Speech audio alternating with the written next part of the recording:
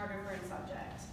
What I appreciate about Roula and John's vision for this show is they do not necessarily provide a definitive answer to the male gaze, but rather by bringing together this work by Brittney and Arielle, they reframe and complicate how we look at images, particularly portraiture, by drawing attention to, and I'm going to quote from their curatorial statement here, how two artists use photography to process their own inner struggles, how they use images of the physical form as metaphors for these monologues, and ultimately how their methods are a means of taking ownership over their bodies and inward spaces.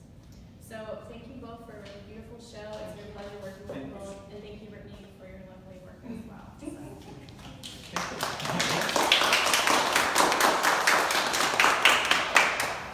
So I'm for Facebook, John Feinstein.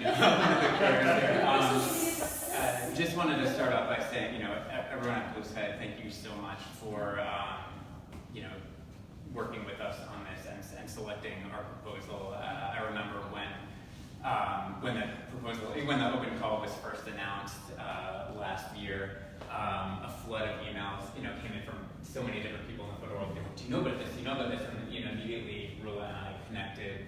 We're like, we know we're not going to get this, but we have to get this. And we're so excited about this opportunity.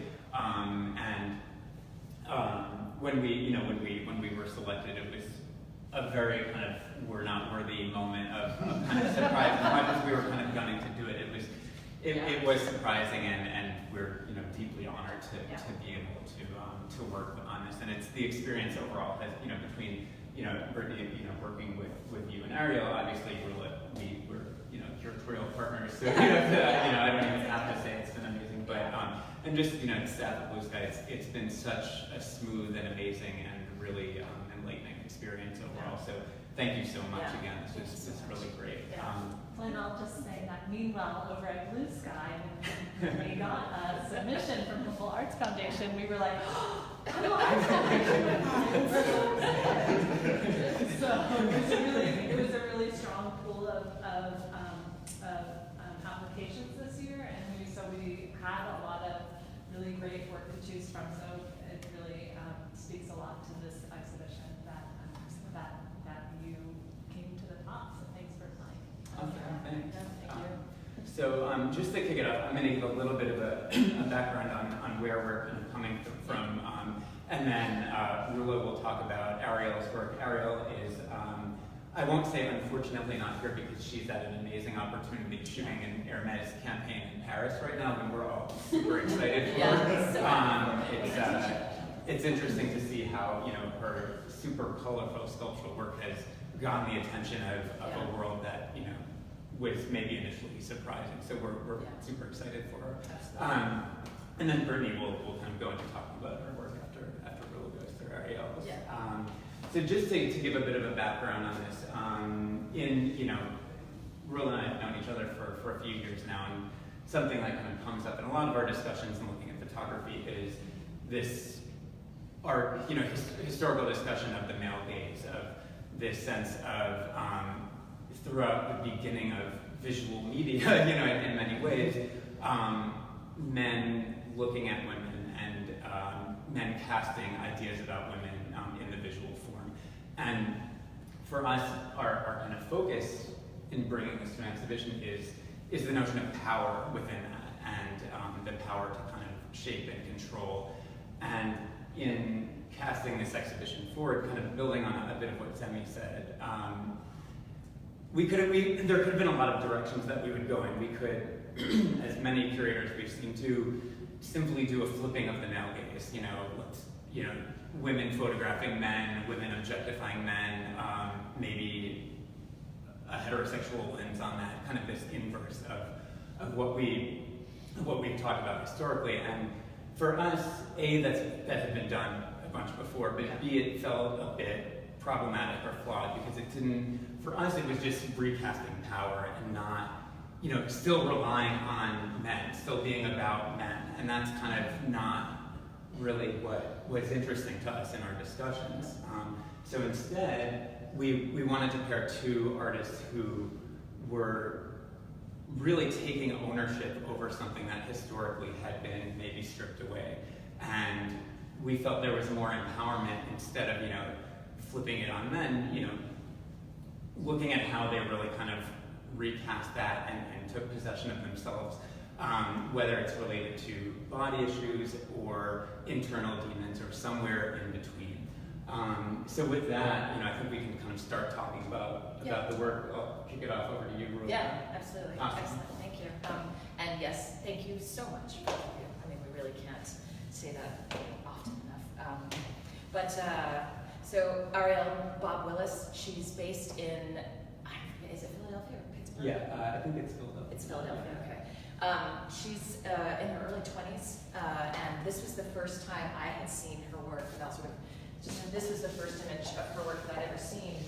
And John, when we were thinking about the works that we wanted to propose and under what sort of theoretic or what theses we wanted to put forward with these works, I was just so taken aback by her work because it, as John has mentioned, sort of like it places the figure sort of very frontally and squarely in the compositional frame, but at the same time it resists and rejects that notion of me identifying with someone whose head is sort of lowered. And as you walk through and look at many of these compositions, the presence is there, but that the sort of the drive, the representational drive to identify with a person there is denied. And for me as a viewer, that's really satisfying and really just kind of scintillating and crunchy and fun to get into. And so I was just thrilled with the idea of getting to know this artist's body of work, and then seeing it in companion and dialogue with Brittney's work, which I've known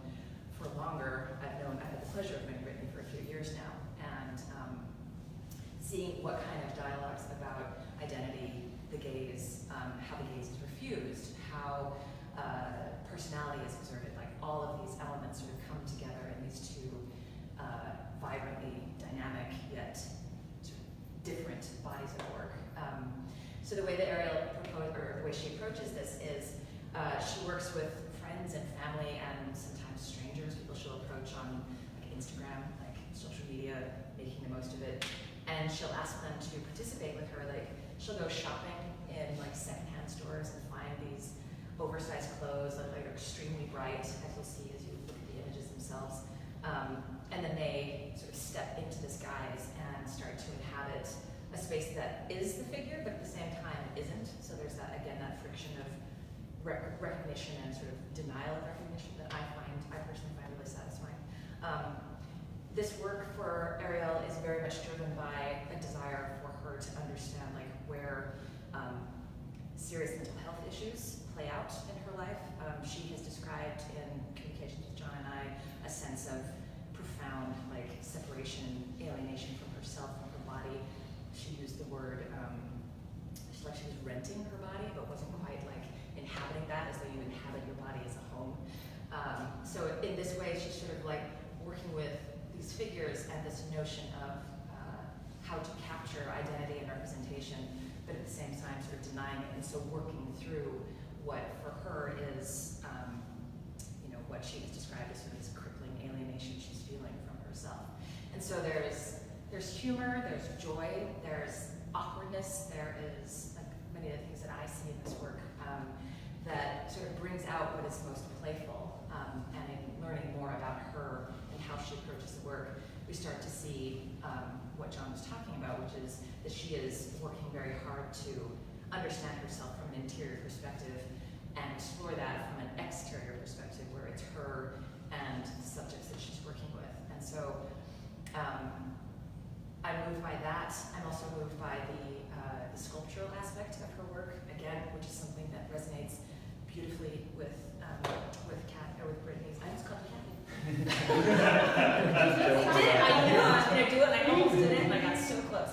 But resonates with that sort of media-defying aspect of this is two-dimensional work, but there is this undeniable, profoundly sculptural aspect to it, which for me as a viewer and as a curator, when I'm seeing these sort of overlap in that profound way, it's a pleasure to see. So I deeply admire someone who is reckoning with the history of the gaze and at the same time rejecting it in favor of trying to better understand herself through this set of experiences and not necessarily from an external perspective. So I'm very much looking forward to see what she does next and sort of where this all goes, because it's a beautiful interpretation of human life and experience and how that is a lived experience for this one particular artist. And with that, we'll head to Miss Brittney. Do you want to walk toward your work? Yeah, let's do that. Yeah. What do I do with my hands?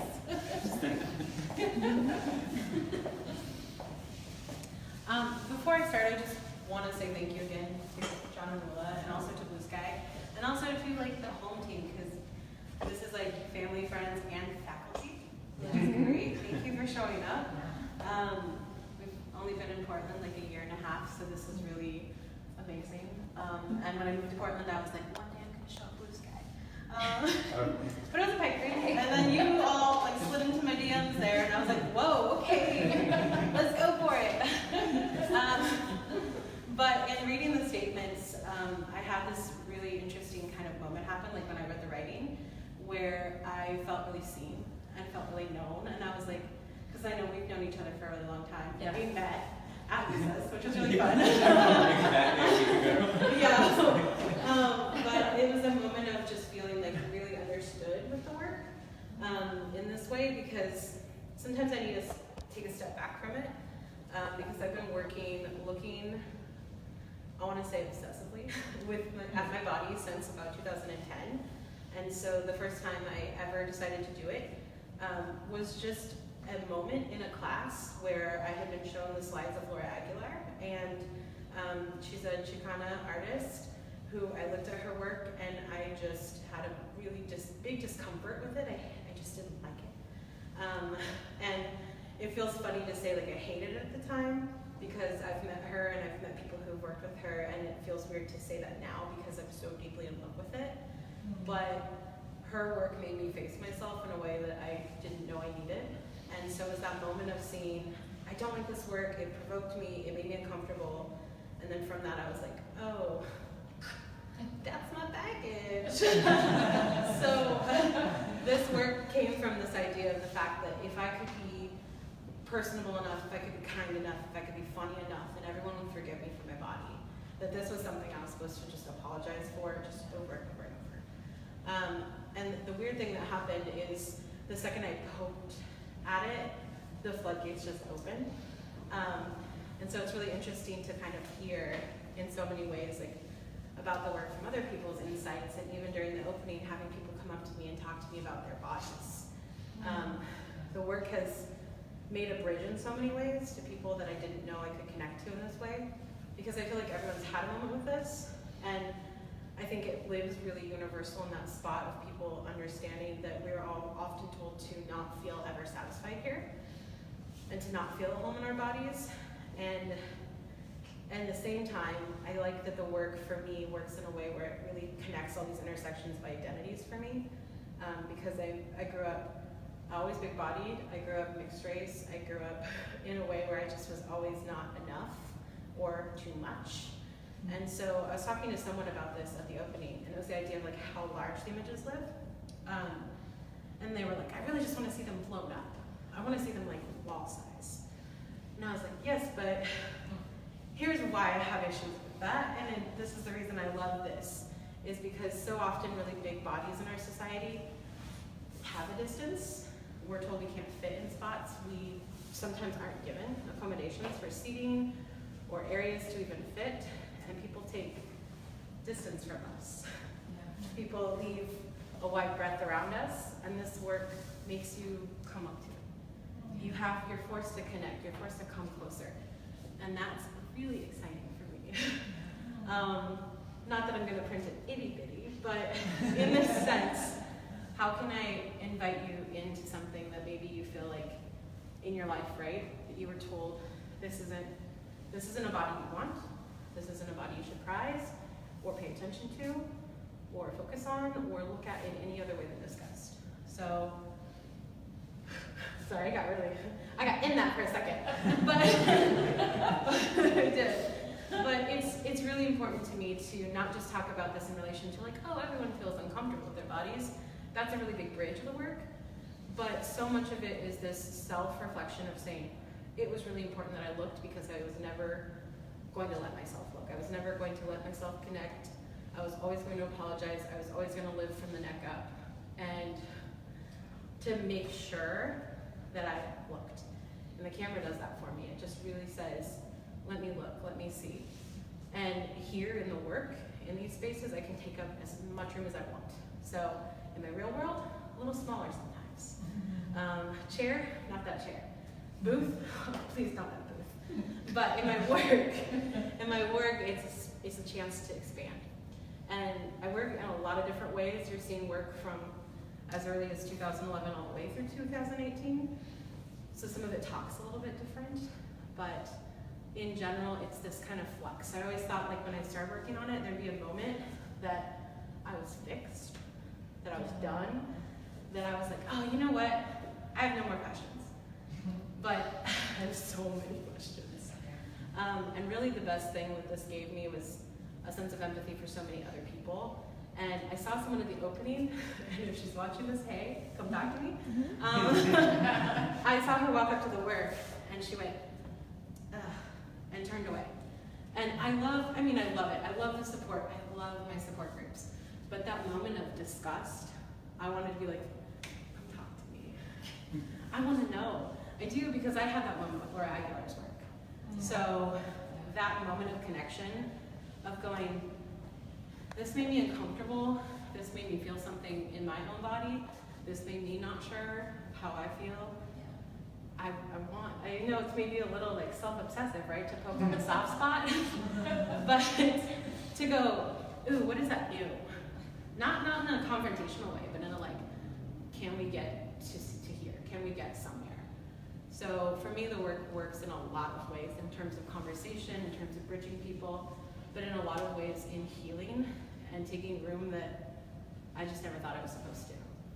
But I honestly could go on forever. So I am really interested if anyone has questions or thoughts or things. Yeah. Get at me. Yeah. I wonder if you'd like to talk about the equality of metamorphosis in this work, because I feel that very strongly, and that's clearly a strategy in terms of how you present yourself.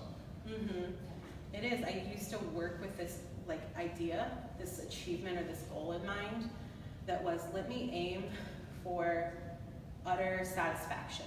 Let me try to move from apologetic, let me try to move from shame into bliss, right? Like this image right behind us of like dissolving, of kind of blooming, or kind of moving out of the darkness, because there are a lot of dark backgrounds, but then on the opposite, there's a lot of high key. And what I learned through that is that it's not linear in any way. So at first, the goal was to get to a spot where I was like, it's done. I can move on. I'm fixed. I don't need to like be sad or upset about it anymore. If I can just work towards it, it'll become done. But now I've learned it's a back and forth. It really is. I know that I need to make work the most, and I don't want to make work. Right now. Right now.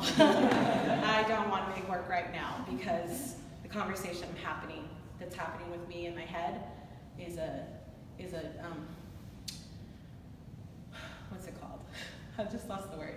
It's I'm like cutting my own ankles a little bit, like really in my head about it. And when I'm there, I'm like, okay, it's time. And it's okay to go back and forth. I think that sometimes I felt the pressure when I first started the work. I was supposed to feel like, am I supposed to be a poster child for fat people? Am I supposed to be like, we're always great, we're always empowered, like look at us. But the reality is that it's not always like that. So, but the like work that you're kind of catching on, this metamorphosis, I thought there's gonna be a butterfly stage. I meant in the sense of like a mythological metamorphosis. There's a powerful mythic feeling to this work, and I just wondered if that was, because I mean, if the way that we see bodies has been often conditioned by the way bodies have been seen, then the models that one brings to that, how you visualize things, are complicated, right? Because they come with some baggage. I'm just wondering whether the idea of transformation in that sense might have been something you would think about. Absolutely. The title for some of my older work as a series was Emergence, looking at tropes or looking at things and themes like water, right, as like a rebirth, but also as like a chance to cleanse. So yeah, the metaphors are definitely in there in a lot of ways. They're kind of embedded in this idea that I'm going to have that metamorphosis, have that transformation. So yeah, that's definitely a big trope of it. Yeah. You were at Woodstock. Yeah. and I'm fortunate to have seen this work sort of evolve over the last few years. Yeah. I noticed that after what you were sort of sharing with all of us, primarily on social media, but Woodstock seemed to be, that experience seemed to be a huge turn in some ways for you. And I'm just wondering, like, if you could describe that a bit more and like what that was, sort of how, I guess, what about it made that sort of major turn for you in this work in this series? Yeah. Well, I mean, just to like give props to them, thank you for the Center for Photography at Woodstock in New York, because wow, I had a month of just getting to marinate on my own work, and they brought me in, they housed me, they mentored me, they pushed me, they let me bug them during their work week, and it did really change things. I think that for a long time it was that goal, like what Mark was kind of saying, like I wanted to get to a terminal point. Yeah. And I would love, I said this to somebody before, but I would love to have that idea of having to be brave enough to make the work, or having to have this conversation about fat phobia and bodies and all those kind of intersections of topics. I would love to be out of that job, but I'm not out of that job. And it's still a very current topic, and a very currently charged topic. And even on the plane going to Woodstock, I was worried I was going to become like a meme, right? Like, so when I got there, I think I just let my walls down a little bit more, because my self-obsession has always been to say, what is the line of fear? And let me like step over it just a little bit and see what happens. And so when I got there, it was the sense of saying, I released myself from having to always be positive. I released myself from having to be always brave, always body positive, which is such a charged phrase, I can't. But I think I just let myself really go, I don't feel good right now. I feel the pressure is harder right now. I feel moments where I do feel power, but I also feel powerless. And how can I know if I'm powerful if I don't understand the binary of that first? Yeah. So I just dropped the fact that I thought I was supposed to be like a champion, and really was like, let me play, let me experiment, let me try something, let me make work I hate. It's not on my website. Don't look. But like allowing myself to just make a huge stack of things that I was like, no, bad. I needed that to get to a lot of these ones that I finalized on, because I got too focused. Like, is this empowering? Is it not? Oh, I shouldn't make it if it's not empowering. And I got stuck in that like self-critical phase of not making work unless it was good enough idea. So I made a lot. Yeah. I made so much, and I really, Step forward for you. it was, and I overutilized all of those interns. I was like, what are you doing today? You have work, ask them if you can have it off. So I just made more work than I'm not done sifting, it's been 2 years. Yeah. So, Wonderful. yeah, Really. it was a good experience. So you mentioned the incident at the opening where this anonymous person was disgusted or looked, and they fled the scene, you were She did. I was like, yeah. But I think the way that you talk about it as, it being kind of interesting to you, or you wanting to talk to them or have this. Yeah. Have there been any other incidents like that in the past, either in exhibition form or in a critique format, where you were able to actually have a dialogue about it and maybe have a kind of two-way conversation? Not yet. Honestly, not yet. I do sometimes do that like sneak thing, where people don't know you're behind them. Yeah. And I'm just like, What are they saying? So I've caught people saying things here and there. I've caught ew. I've caught, this idea that like all I'm doing is the female nude, which is such an erasure of the rest of my identity. Yeah. But no one has wanted to like fully talk about it in that way. But in my everyday, just having conversations about the body, about fat phobia, about things that contribute to this idea of body discrimination for bodies of size. Every day, I was just talking to my friend today about, the fat phobia in a recent movie. I was talking to my mom, love you mom, but like no more diet talk. Like all of those kinds of conversations happen away from the work, and not so much about the work, but in relation to the broader topic. Yeah. But I've never had that one-on-one about dialoguing. But there have been moments that I've connected in interesting ways. Like I had a conversation with my aunt one year, and she said, I don't get why you do what you do. And I said, well, I've always been big, and I hated who I was. I really hated who I was. And she said, I've always been big, but I've never felt that way. You felt that way? And I was like, yeah, I would do anything to have changed it so many times. Like if I could just wake up in a different body, I wanted it so long. And she was like, I'm really sorry you felt that way. And it was a connecting point about the work, but I haven't had the forward challenge yet, where I'm like, let's talk. And then one other question that I had is, when we were working on the essay, one thing that came up was the use of the word fat. And Roula and I kind of tiptoed around it. I know. I got that email. When I've talked to people about the show, Yeah. I feel like I've, caveated it, before I say the word, I say, oh, this is how the artist, it's a word she chooses to, it's kind of this weird sense of like guilt in using that word and because of its historical negative power. Can you talk a little bit about your embracing of that word? I don't even know when it happened exactly, but I was like, ain't no hiding it. Your girl's fat. Like, it was a moment of being like, oh, we need to stop acting like this is anything other than a descriptor. And the second I let it always be an insult, it just had so much power over me. Like, it was the first thing, like, as a young kid, that you're kind of taught, like, that's not what you want to be. And like, there's a sense of relief when I wasn't the fattest in the room. Like, just so you're all aware, I self-assess still. It's really hard. It's really hard, but I go, how many bodies of size are in the room? Am I the fattest here? And I've done that since I was little.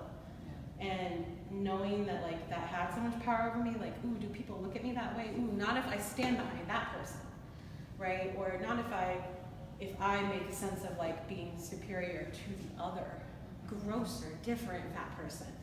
And so I don't really know when it shifted, but there were so many people that really helped champion that in a lot of ways. So a lot of other photographers, a lot of writers, a lot of people on Instagram who were like, this shouldn't be a dirty word. It really shouldn't. And the second we give it that insult power, it's gonna always have it over us. And so I haven't really had anyone confront me with it as an insult in the last 10 years. Sometimes I think making this work makes like a kind of a barrier for people where they go, ooh, we're not gonna mess with her. We're not gonna try her in that way. And I'm like, you're right, try it. But it did take a while to get over it. It took a really long time. I've been working on this work for over a decade, so it's still relevant, it's still vital, it's still needed. And we haven't shifted that word away from being negative yet. In the fat positive community, they're really working on that, but has the fat positive community intersected media and every day? They're trying, they're working really hard at it, but it's still there. What was it like meeting Laura Adler? Oh, Did you tell mortifying. her to her work? Ooh, no. Hi, Laura, nice to meet you. I hated you for so long. No. Oh no, it was a very overdue retrospective of her work at the Vincent Price Museum in LA. Yeah. And I've been looking at her work for so long that so much of her work has not been seen, and I'm so glad that it got out there before her death. But meeting her, she was trying to eat dinner. You know, she's just sitting there like, let me finish. And I was like, it's so nice to meet you. Can I borrow, you know, can I ask you to sign my book? I've really loved your work for years. And she was like, okay, nice to meet you, thank you. So, but It was quick. it was quick.